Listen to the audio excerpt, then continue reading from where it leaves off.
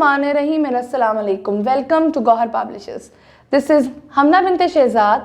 Our motto is redefining the geography of education through data resources for conceptual learning. Dear teachers and dear students, आज के इस video lesson में हम देखेंगे गौहर उर्दू कायदे का एक नया हर्फ, और हर्फ हमारे पास है गैन। गैन की छोटी शक्ल देखेंगे, गैन की बड़ी शक्ल देखेंगे, और साथ ही देखेंगे गैन का तारुफ और गैन की पहचान। गैन जैसे कि आप देख सकते हैं, दाएं तरफ गैन की हमारे पास बड़ी शक्ल है और बाएं जाने पर हमारे पास गैन की छोटी शक्ल है जी।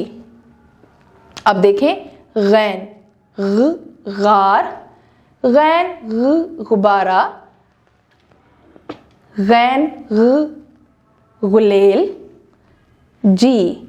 अब देखेंगे गैन की लिखाई पे। गैन और ऐन दोनों की शक्ल एक जैसी है, फर्क है तो नुक्ते का। अब आप नुक्ते को देखिएगा, पहले जिस तरह पेंसिल मूव करती है ये ऐसे और फिर नीचे की तरफ, अब ऊपर जाएगी। अब अगर इसकी फॉर्मेशन को देखें तो इसकी फॉर्मेशन बहुत ही आसान है, बिल्कुल एन की तरह, और ये एक नुक्ता, बहुत आसान है। अब हम आपकी बारी को देखेंगे तो ये रही अब आपकी बारी जी। अब नुक्ता और ये एक दफा फिर हम इसकी लिखाई करके देखते हैं। बहुत आसान लिखाई है, बिल्कुल ऐसे, और ये लिखाई हो गई जी। सफ़ा नंबर 71। सफ़ा नंबर 71 पे हम देखेंगे गैन ग गार, गैन ग गुसल, गैन ग गुबारा। अब हम इसको लिखना सीखेंगे।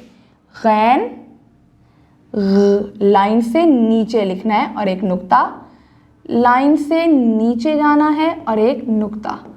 बहुत आसान है, लाइन से नीचे जाना है और एक नुक्ता, लाइन से नीचे जाना है और एक नुक्ता, लाइन से नीचे और एक नुक्ता।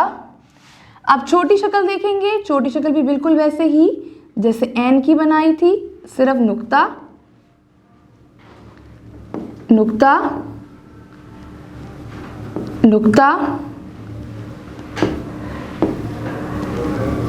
नुक्ता, ऐसे नुक्ता। दूसरी छोटी शक्ल नुक्ता, और ये अब ग आ अल्फाज साजी, गार, ग आ र गार।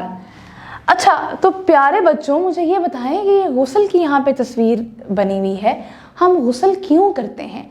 जी, हम गुस्ल इसलिए करते हैं कि जब भी हमें पाक और साफ़ होना होता है, अपने आप को साफ़ सुथरा रखना होता है, तो उसके लिए अल्लाह ताला ने हम पर फ़र्ज़ किया है कि हम गुस्ल करें। ठीक है, मुझे उम्मीद है कि आपको आज का वीडियो लेसन पसंद आया होगा। एक नए वीडियो लेसन के साथ हम फिर मिलेंगे, तब तक के लिए अल्लाह हाफ़िज़।